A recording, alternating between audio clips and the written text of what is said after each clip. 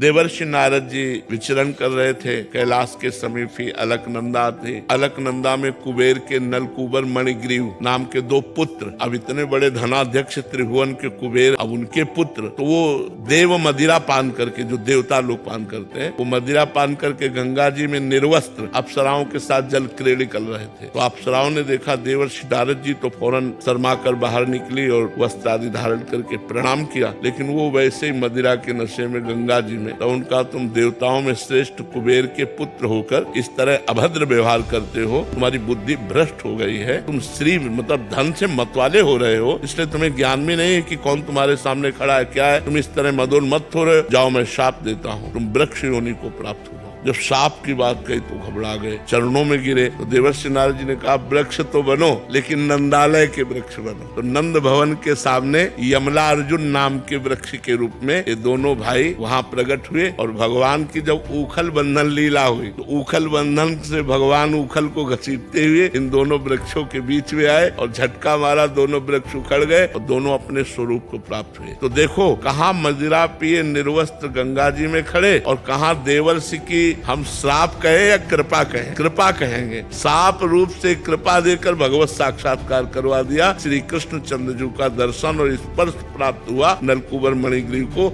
और पुनः अपने स्वरूप को प्राप्त हुए।